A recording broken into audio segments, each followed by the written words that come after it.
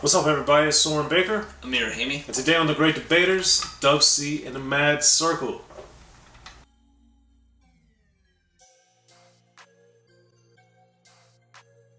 Alright, Amir, so today on The Great Debaters, we are getting into our top 3 picks. D.O.C in the Maad Circle, ain't a damn thing changed. Always, please hit that subscribe button so you can get our videos. Turn on that notification if you haven't already.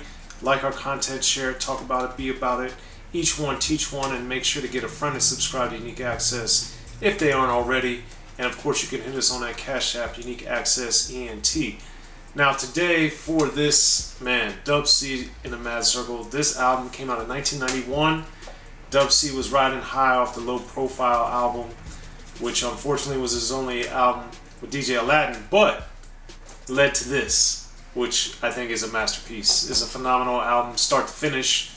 It's hard to pick top 3 because I love every song on this album. But Amir, when you were first getting exposed to and listening to this album, what did you think?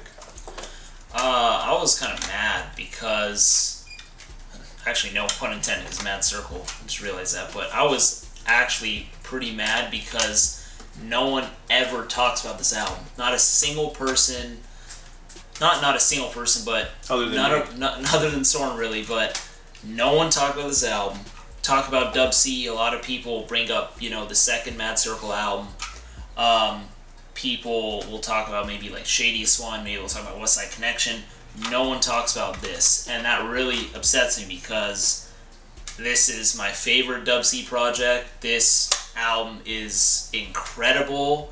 It's really hard to pick songs on here as the favorites because they're all just so they're really good, man. And just the way the album is structured, it really plays like it's just one cohesive project, and as it should.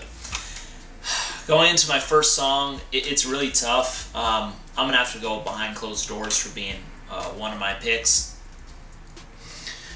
Really, you hear a lot of songs about police brutality, you hear a lot of songs about artists addressing police, usually not in a positive light, and this being a fairly calm approach from D.O.C. He's first off talking about, addressing a letter. He's writing it with a broken hand, which, who knows, maybe he suffered that from police, maybe something else. But anyways, he's talking about that. He's talking about just the troubles that he has dealing with police, dealing with encounters with the law. Like I said, it's a much more calm approach. It's a very real approach. It's D.O.C's perspective, and I think it's just great. A song that could have really just easily been flooded with F-bombs is not that at all. And it's also important to note that this album is not just D.O.C's album. We also have Coolio on this song and throughout the album, obviously, being part of the group.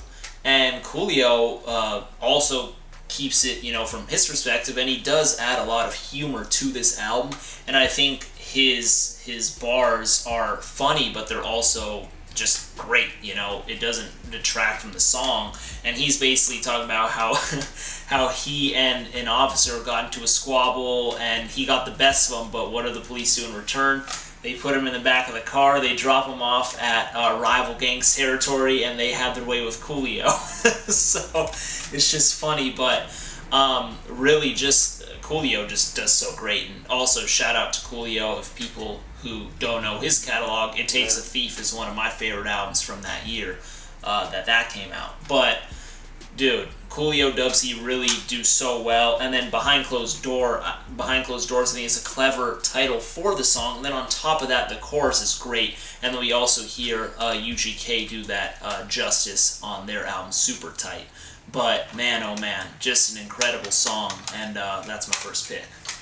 Behind Closed Doors is also one of my picks too, for all the reasons Amir said. And I think the chorus is an important part of this song because a lot of Ain't a Damn Thing Changed doesn't have the same focus on choruses like I think this song does, to really take it to a different dimension and a different level. And I think that, man, it's just this song from top to bottom, front to back is incredible. D.O.C, who I know, told me he wrote this song with a broken hand, so that part of it is real, and he had a problem with the cops.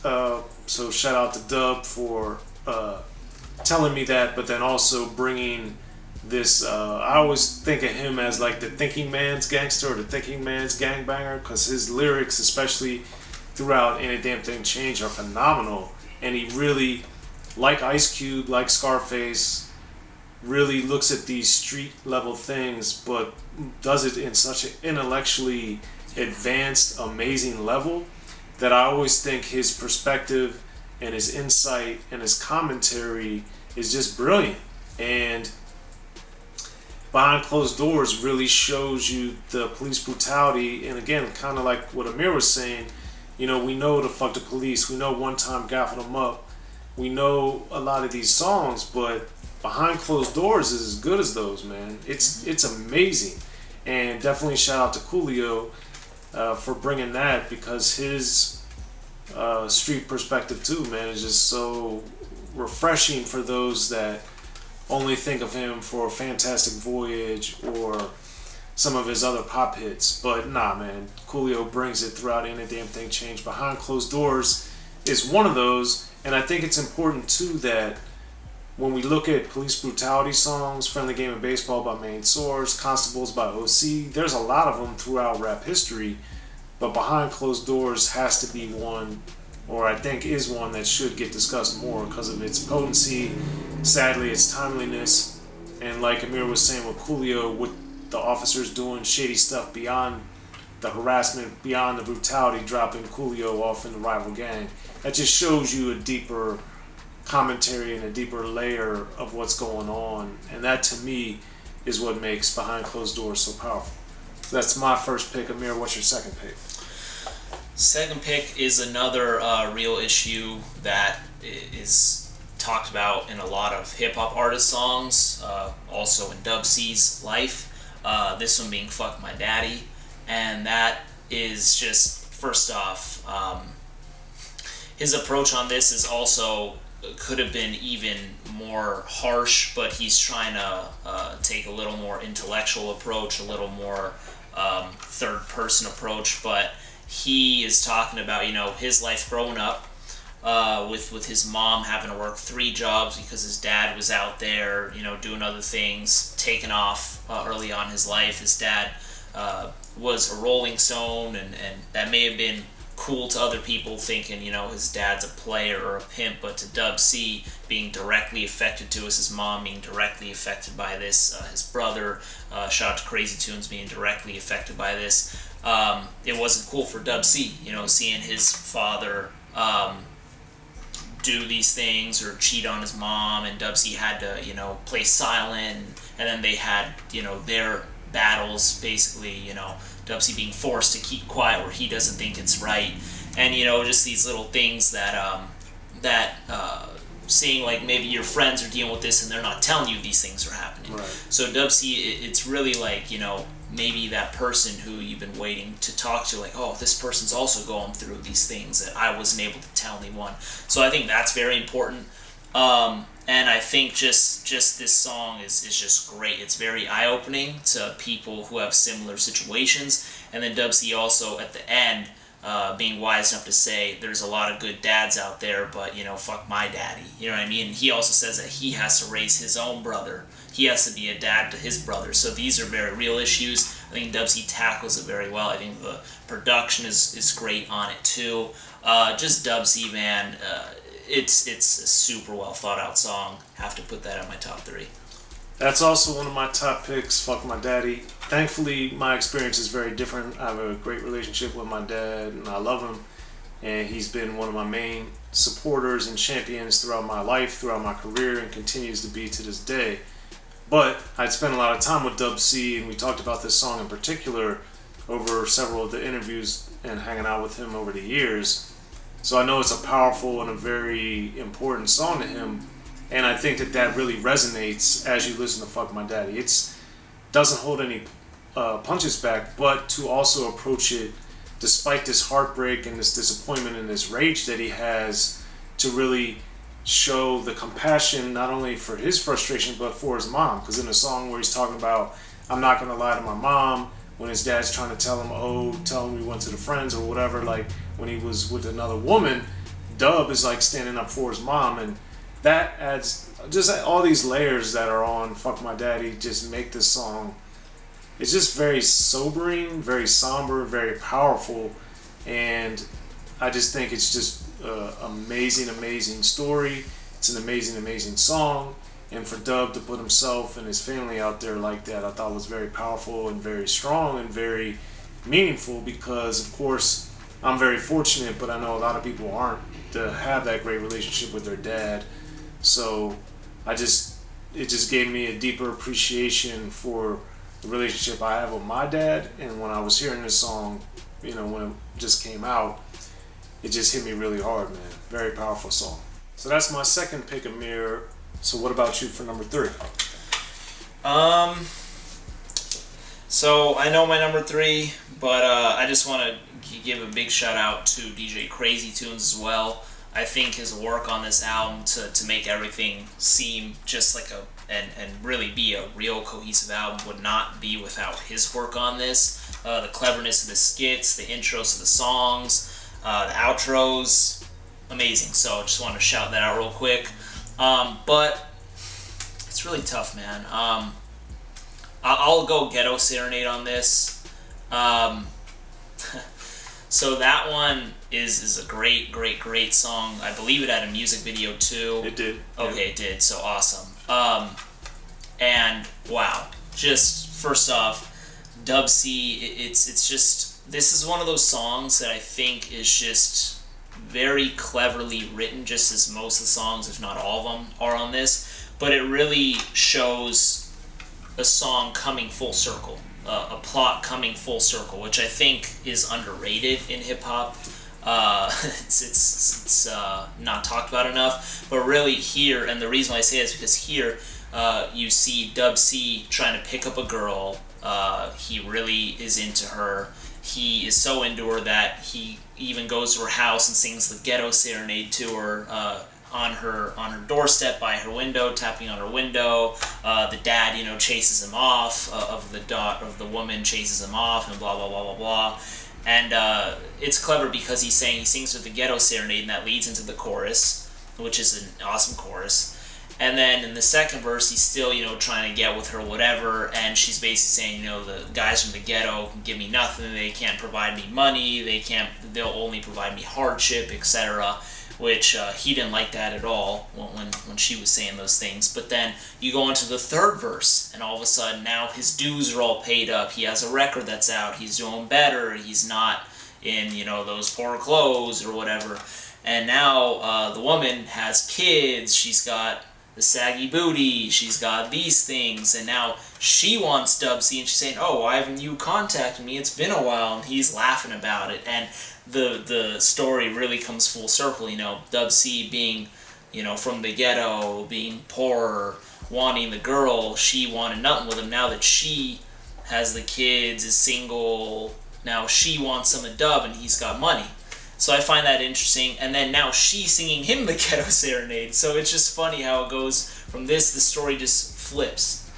And you hear the woman pleading her case and towards the outro of the song, saying, "Oh, sorry I wasn't giving you no rhythm," and blah blah, all this stuff. But I think it was just a clever song. It's lighthearted, instrumental. It's just a great song, man. It's one that I always visit when listening to this album. But really, this album I really listen to in full. It's that good.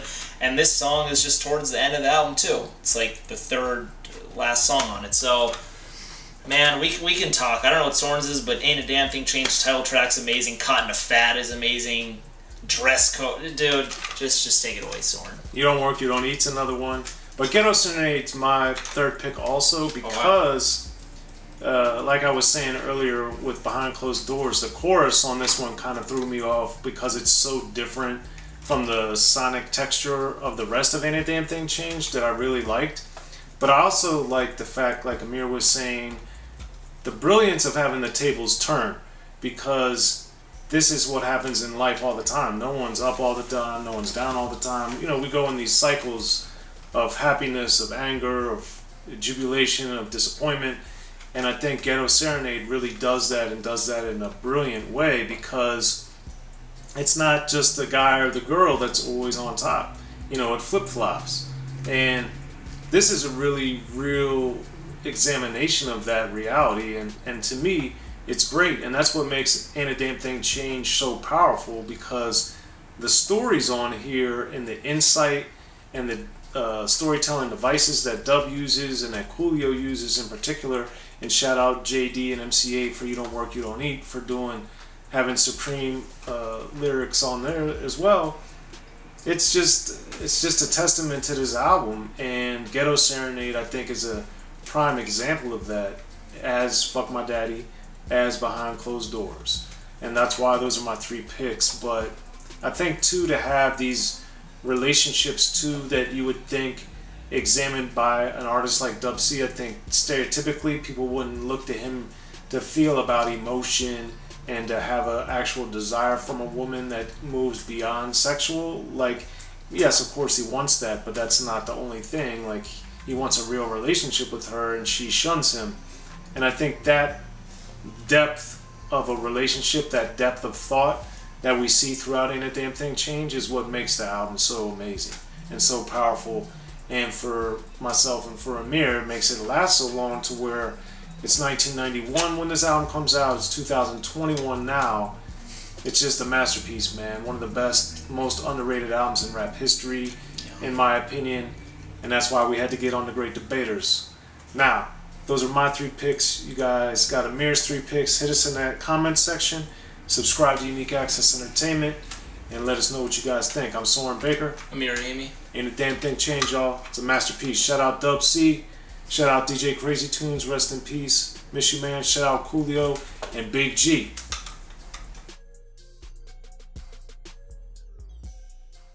Be sure to check out the History of Gangster Rap by Soren Baker. He's official. History of Gangster Rap features exclusive interviews with Ice-T, Snoop Dogg, MC Ren, the D.O.C, and dozens of others. The History of Gangster Rap, a definitive look at how Los Angeles changed rap forever. In Los Angeles, the streets definitely set the tone of the hip-hop music. At 19, I got a $50,000 car. My whole angle always was, I'll be street, but I will always tell you the horrors that go along with this life. There will be penalties and casualties for just wearing the wrong color in somebody's neighborhood. And once gangster rap made it from the streets to the TV, the genre exploded. What's that 5 on Your MTV Raps with NWA? Yo MTV, it just catapulted us from being local heroes to national gangbang rappers. The History of Gangster Rap discusses it all from 1980 up till today. It's always gonna be shit happening in the streets.